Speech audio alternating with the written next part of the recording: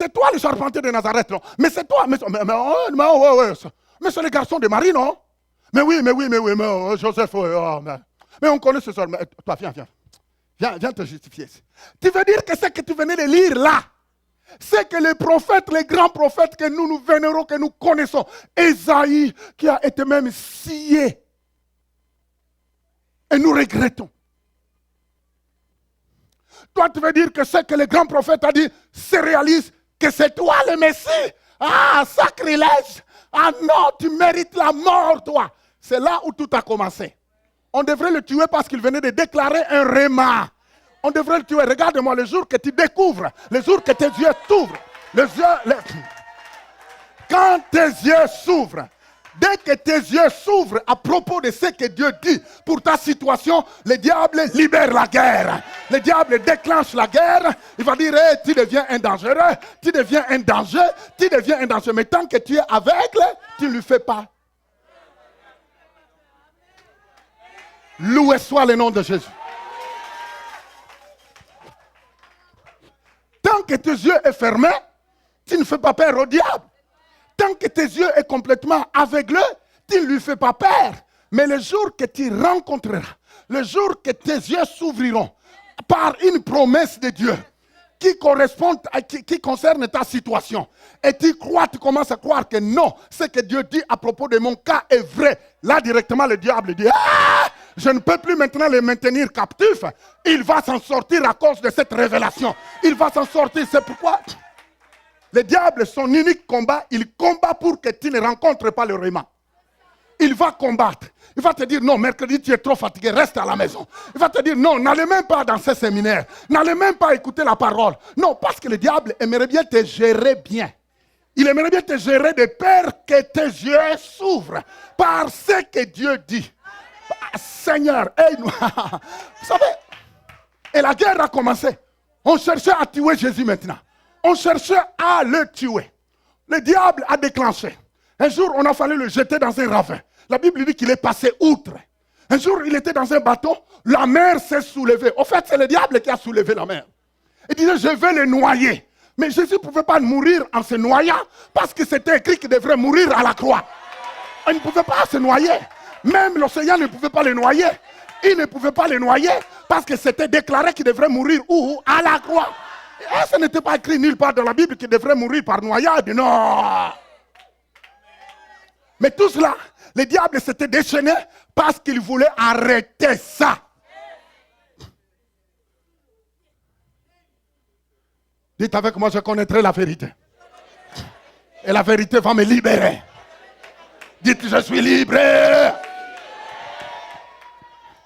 Vous savez, frères et sœurs, je vous dis que la vérité va te rendre libre. La guerre commence quand tes yeux s'ouvrent. La guerre commence quand tu découvres le plan de Dieu. La guerre commence avec Satan quand tu découvres que non, Satan n'a plus le droit légal d'être ton maître. Il n'a plus le droit de régner sur ta vie.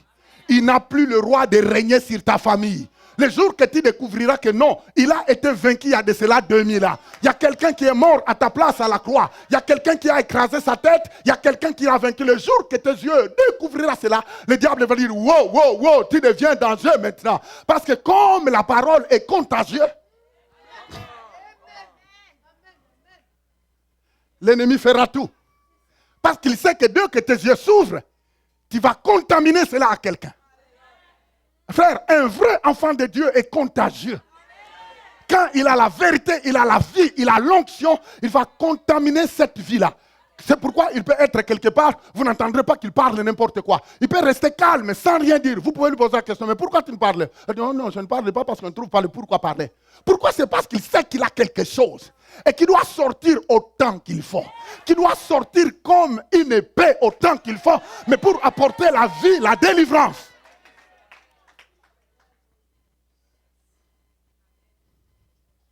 Qui est là? Non, est-ce que qui est là encore? Seigneur. Vous savez, c'est...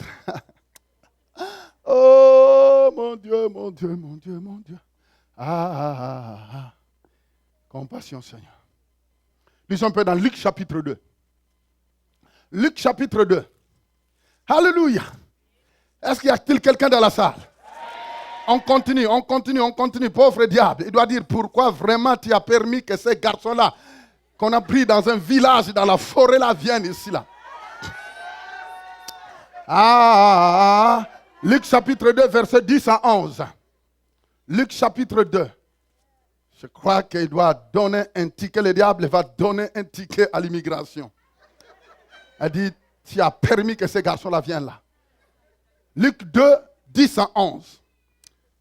Mais l'ange leur dit, ne craignez point, car je vous annonce une bonne nouvelle qui sera pour tout le peuple le sujet d'une grande joie.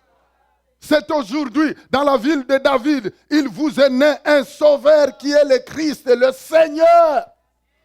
Une bonne nouvelle. Une bonne nouvelle. Ici, l'ange donne une bonne nouvelle à des personnes qui étaient angoissées, à des personnes qui étaient désespérées. Tu te rends compte si la bonne nouvelle d'un ange devrait sécuriser un peu, à plus forte raison la bonne nouvelle de Jésus le Messie. Vous savez, frères et sœurs, l'humanité souffre. Le monde souffre. Ils ont besoin d'entendre une bonne nouvelle pour apaiser leur douleur. Frères et sœurs, les gens souffrent. Parfois, c'est ton ami de votre quartier. Parfois, c'est un voisin de l'appartement. Il souffre. Vous ne savez pas ce qu'il endure. C'est seulement le jour que vous verrez les ambulanciers sortir avec une personnalité. C'est là où tu diras, ah bon, mais je l'ai toujours croisé. Mais tu l'as toujours croisé, mais tu n'as jamais eu le temps de lui dire que Jésus l'aimait. Tu n'as pas besoin de lui dire. Vous savez, il y a d'autres personnes, dis-lui, mais tu sais que Jésus t'aime. Même quand il haussera la tête, mais au moins tu as lancé. Pas. Allô? Il y a d'autres personnes, ils ont seulement besoin d'entendre que Dieu les aimait. Tu n'as pas besoin d'un discours. Tu n'as pas besoin d'une grande théo-élogie.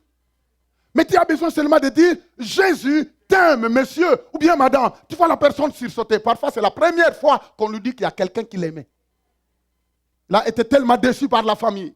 La famille l'a tellement écrasé, tu ne vaux rien, tu ne feras rien de bon dans la vie. Vous savez, il y a beaucoup de personnes aujourd'hui qui souffrent par rapport à ce qu'ils ont entendu des années et des années à la maison.